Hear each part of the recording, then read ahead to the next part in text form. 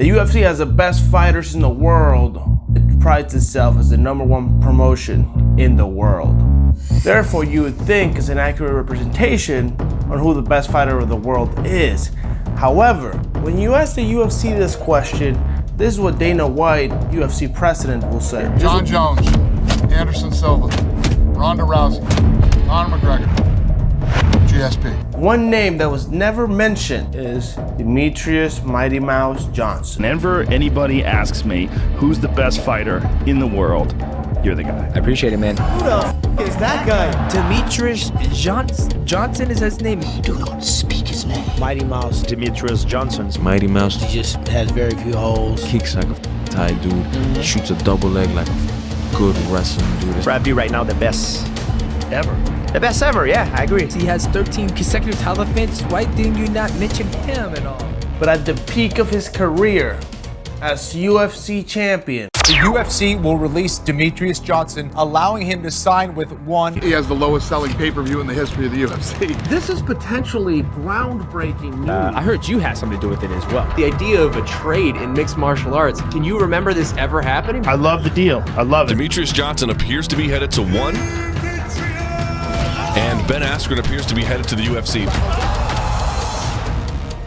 the question now that they were both in different organizations was, who would win the trade, the UFC or one championship? This is the UFC's biggest money mistake. But first, what made Demetrious Johnson so great? Raised by a single mother who, in an attempt to provide stability for her children, would jump through different marriages to escape the fate that awaited many of DJ's fellow hometowners. My sister told me stories that they lived on the border of Kentucky, and military men would pass by all the time, and your ticket out of there was military man, and that's the way she did, and she would travel. She'd been married multiple times to different military men, so. But in that search for freedom, a monster would walk through the door and would make Demetrious the man he is now. I had an abusive stepfather who was, military based, putting us in the corner for 15 minutes, getting whipped. One thing it did, it made me mentally tough. It would shape Demetrious and make him who he is now. A hard-headed, hard-working individual. From a scholarship worthy of an MMA background and working at Red Lobster where he would meet his future wife, Demetrious Mighty Mouse knew he didn't want to do a 9-to-5 and stay in the hood with his family. While he was working multiple jobs, an avenue would present itself in mixed martial arts.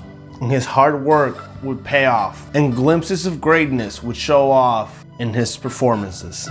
And after winning 2 fights in April 28th, 2007, DJ would turn pro. And he was fairly good at this thing called MMA. The UFC didn't have a flyweight division. There was no way for Demetrious Johnson to get to the highest level of professional mixed martial arts. Until one lucky day.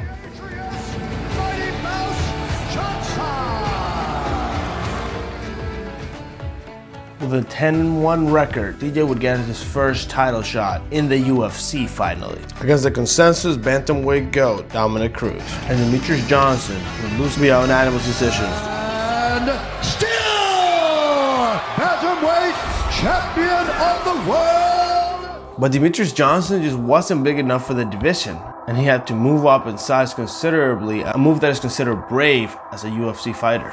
And the thing is, he wasn't the only undersized talent that existed out there in MMA. And not because they weren't talented, but because they just were too small. So there was no surprise when the UFC opened the flyweight division at 125 pounds. And the champion would be determined by a tournament. The tournament would place a lofty crown upon the head of a young, hungry Demetrious Johnson, and as the gold shined around his waist. I doubt that they understood what Demetrious Johnson would mean to the world. And that belt around his waist wasn't going anywhere. From 5-round slugfests to last-second submissions, knockouts, flying armbars, flying chokes, all of it. Demetrious was showing that he was the best mixed martial artist in the world. And at that, the most dominant champion of all time. Now, at this time is when I was getting into MMA for the first time, and say that I was appalled that the UFC would do the following with their best fighter was crazy to me. The details of DJ's mistreatment by the UFC were released by an open letter of DJ himself. A 2,000-word breakdown of his mistreatment as UFC champion by one of the greatest promotions in history, threatening to shut down the division. A couple of years ago, we were actually talking about getting rid of the division. No pay-per-view points, and forcing him to take fights that made no sense. In regards to the letter, the UFC never got back to him, and he would lose his title to Henry Cejudo in a very, very controversial fight. To most people, it was clear that DJ had won. For whatever reason, the judges gave it to Henry Cejudo. And what's gonna happen next will be unprecedented. Demetrious Johnson just left the UFC and went over to ONE FC. Ben Askren to be traded to the UFC in exchange for Demetrious Johnson. People are like, I feel bad for DJ, but let's be clear right off the top.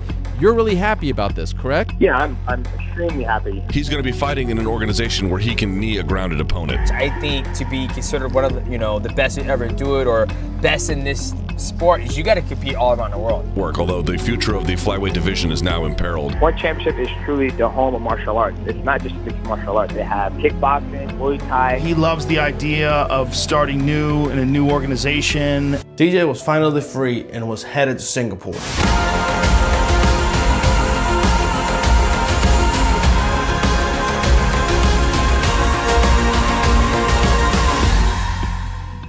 In the West, the UFC might have dominated the combat scene, but as the fans know, the spiritual home of martial arts is in the East. And for ONE Championship, they have owned that space for over a decade.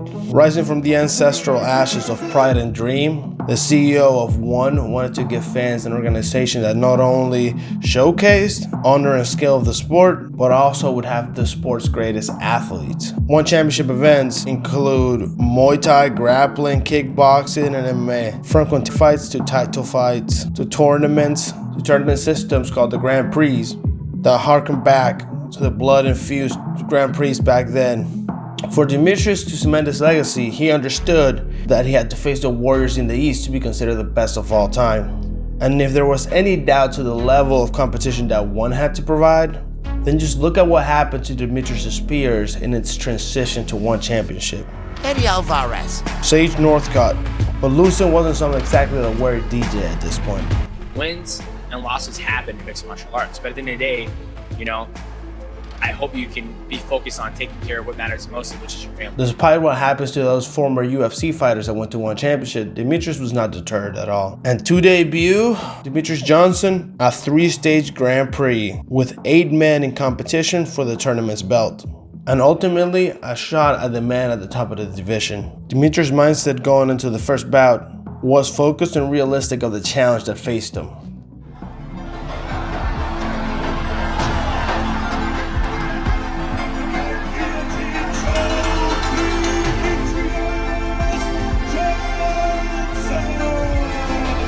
ONE Championship was making millions off of Demetrious Johnson. And now that he was champion, it was just getting started. DJ would join those peers that proved themselves in grueling tournaments. The likes like Dan Henderson, Fedor Emelianenko, Vanderlei Silva. It's a prestigious moment for any combat sports athlete in the world that often lacks in the West. It's just big and meaty and it's heavy and, So for me, I almost want to call myself the belt collector. But funny he would mention that because we're going into the belt collector route. ONE Championship had not given DJ an easy fight for the title. He gave him a grueling and demanding year, but at the end of it, he was right there, ready to face the champion one-on-one. Step after step, going down to the cage, the greatest fighter of all time would face the ONE Championship to determine who the best flyweight champion in the world is. Staying out of reach of the hands of Demetrious, almost walked into a high knee there, did DJ. He got caught by Mariah. Twice a knee to the jaw. DJ's hurt. It's good night, Irene!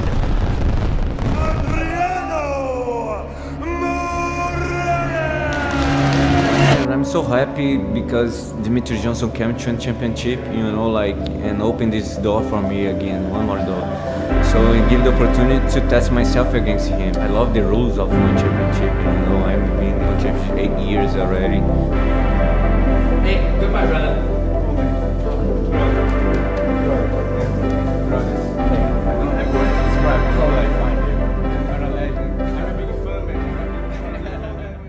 It was time for Demetrious Johnson to reflect if he could do it in the ONE Championship level. After the first fight I had with him, I went through 2020 was a huge shift in my life, that affected me. When I lost that first fight to him, I wasn't mad about losing. I was mad about I put so much pressure on myself about being perfect. This is where it kind of stemmed from. So I was getting ready for a fight. My sister, she died, and then seeing her pass, and then seeing basically the end game of life, right? Like being there and seeing her just like, she's there, and then seeing her go through the trauma, and then her being gone, and then seeing the traumatic, how it affected my mom. Like I called Matt, I was like, hey, I'm not gonna be in training today. I gotta go bury my sister, right? And I took a step back and I was like, man, I'm always training for a fight. Everybody's so worried about winning and losing. Why? Why? Because you're gonna die someday. You're gonna die someday. And yes, legacy will be there forever. But what good is legacy if you're dead? For Demetrious, living in the moment was the only truth. And the fact that he wasn't spending as much time with his family. However, back in the ring, Demetrious would live by the words he protested. After I lost to him, because there's other guys in the division, Yuya Wakamatsu, Kairat Akhmatov, those two guys were kind of on a win streak. And you know me, I'm by the code, right? It's like you lose, take your ass back down to the ladder, work your way back up, give the other guys opportunities to get a chance to fight for the belt. But one championship saw a little bit differently. They had a hybrid fight in mind, pairing him against the most flashy, devastating, and technical Muay Thai fighter in the world. The current one flyweight Muay Thai champion, one that you might have seen has gone viral many times. But more than his viralness, he has accumulated 250 wins at age 21 years old. His name, Rod Tang. Rounds 1 and 3 would be Muay Thai, 2 and 4 would be MMA. This is no ordinary fight. The question is, would DJ be able to survive the first and the second round? That infamous barrage of violence that is well known to spew out of Rod Tang. Or would he survive to the second round and show what it means to be a martial artist? There's only one way to find out.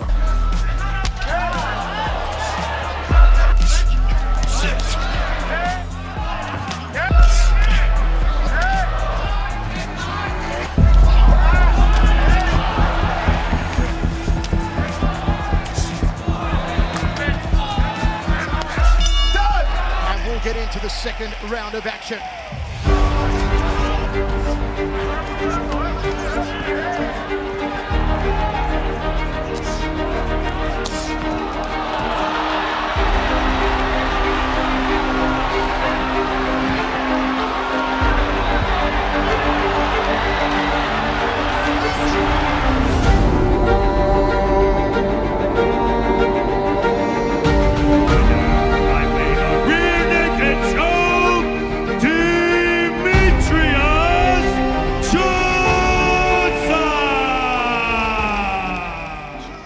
And as the taste of victory washed away that sour flavor of defeat that Demetrious had in his mouth, there was another man fighting in that arena that day. And you could say a visage remembrance of DJ's past. Two men walked into the street with a notch in their belt and a new belt altogether. So there was one natural progression, and that would be the rematch between these two. A chance for redemption for DJ and for Moraes, a moment to showcase that he is truly the greatest flyweight in the world. So the fight would finally take place, and who would come out victorious and the best flyweight in the world and possibly the history of business.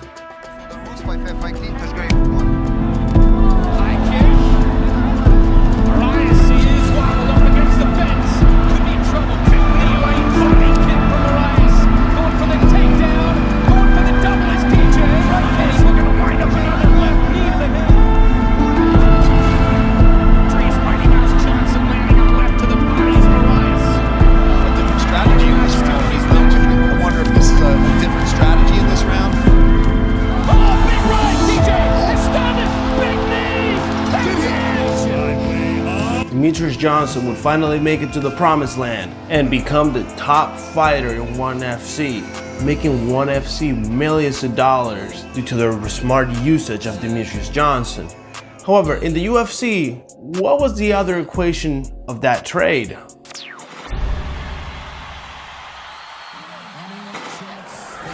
The fight clock is brought to you by Modelo. Oh, yeah, right.